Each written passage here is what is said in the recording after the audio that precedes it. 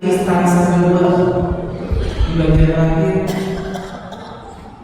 dibuka tetap cinta putramu yang setia, menjaga pusaka untuk nusa dan bangsa. Ketika saya dengar lagu ini, saya berpikir apa pusaka apa yang kita punya sampai sekarang yang harus kita jaga. Beberapa waktu yang lalu saya mengikuti kuliah kebangsaan dari Pak Emily. Beliau berbicara tentang Indonesia Emas. Apakah Indonesia Emas akan terjadi? Dalam seminar itu dikatakan iya, asalkan kita sadar prakondisi apa yang membuat kita bisa mencapai Indonesia Emas itu.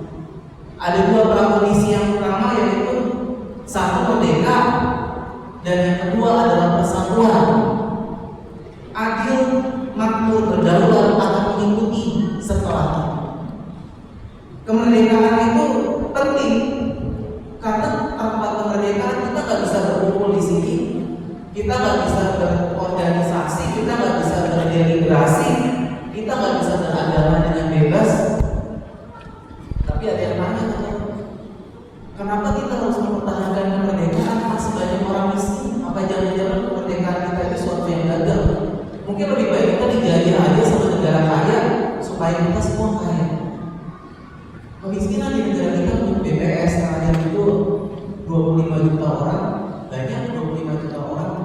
Tapi penduduk Indonesia itu sekitar 285 juta. Itu berarti 9,9% penduduk Indonesia masih miskin. Mahfud MD bilang, kalau kita nggak merdeka, 90% yang miskin. Jadi sekarang dengan kemerdekaan kita punya daya juang untuk menurunkan angka kemiskinan 9%. Mudah-mudahan dengan upaya kita semua beberapa tahun bisa terus kita menurunkan angka kemiskinan itu. Yang kedua, persatuan.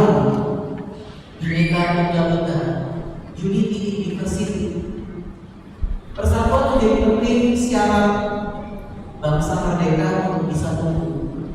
Dulu ada negara namanya Hindia Inggris. Kalau kita dulu namanya Hindia Belanda. Hindia Inggris itu Hindustan Raya yang sekarang India.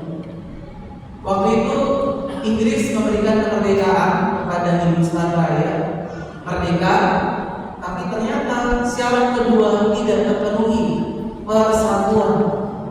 Ada kaum separatis yang bilang kami nggak mau bergabung sama Hindustan Raya, mereka Hindu, kami Muslim. Akhirnya bisa jadi Pakistan, India dan Pakistan. India juga sebenarnya akhirnya tidak sama juga, kan ada kasta, kelas kasta, ada ras, ada agama yang macam-macam juga, tetap ada perbedaan. Pakistan bagaimana? Sesama Muslim tetap ada perbedaan dari golongan. Ada golongan yang nggak mau bersatu dengan golongan atas dan golongan bawah.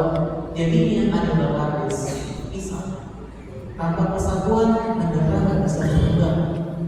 Oleh karena itu, Bapak Ibu, saudara-saudari terkasih, kalau kita terus-menerus melihat perbedaan itu sebagai sebuah masalah, kita nggak bisa berkembang sebagai negara. Apalagi perbedaan yang sifatnya primordial, perbedaan yang dari sononya, kita mempermasalahkan itu, kita nggak bisa berkembang. Contohnya, ini perbedaan mendasar yang kita punya, masalah eksistensial hidup manusia, yaitu tentang bagaimana cara memakan bubur. Di sini siapa yang kalau makan bubur, buburnya diaduk angkat-angkat. Bubur diaduk, jangan makan, nggak usah buburnya diaduk. Ya, oke, ada yang bubur diaduk. Bubur yang tidak diaduk angkat tangan. Bubur nggak diaduk, nggak usah makan. Ada lihat ada keluarga yang pecah telur di sini. Ada satu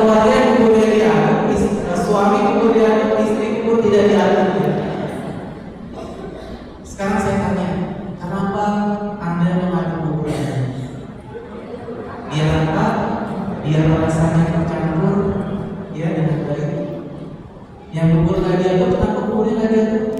Enak, dicicil dikit-dikit ya Mas. Bisa merasakan setiap isi bubur, sambelnya, ayamnya, bawang gorengnya, rasanya tetap utuh, ya kan?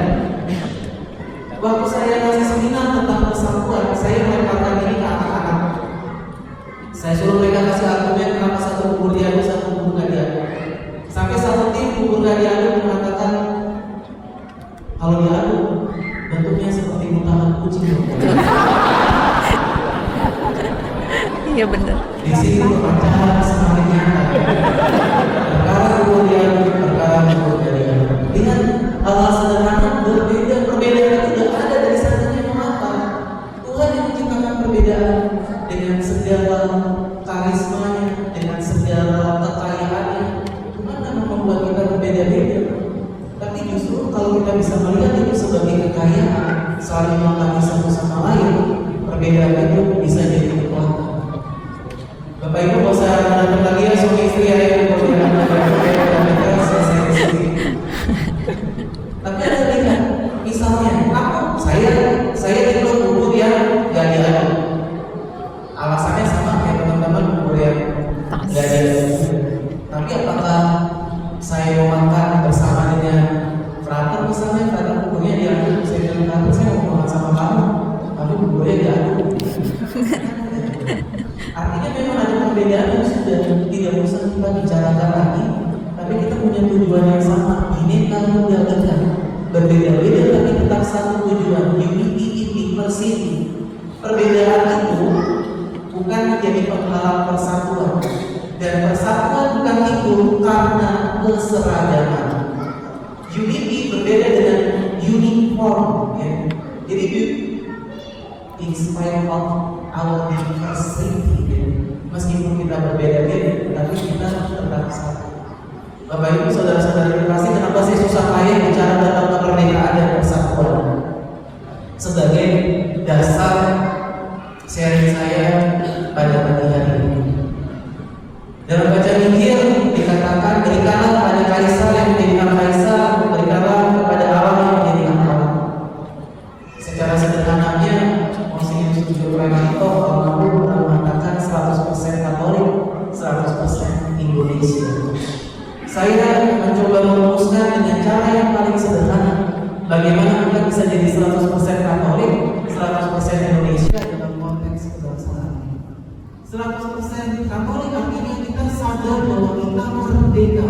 Kita bersyukur kepada Tuhan atas kemerdekaan ini, dan kita bertanggung jawab mendoakan pemerintah kita bisa merawat kemerdekaan ini. Itu tanggung jawab kita sebagai orang Katolik. Sebagai orang Indonesia, kita harus bisa merawat persatuan dalam keberagaman, persatuan dalam perbedaan. Itu tanggung jawab kita sebagai orang Indonesia. Dua prakondisi untuk sampai Indonesia emas kemerdekaan tercapai, persatuan kita yang menjadi. Bapak Ibu, saudara-saudara terkasih, menjadi 100% Katolik, 100% Indonesia dimulai dari hal yang sederhana. Bersyukur bahwa kita ini bangsa merdeka.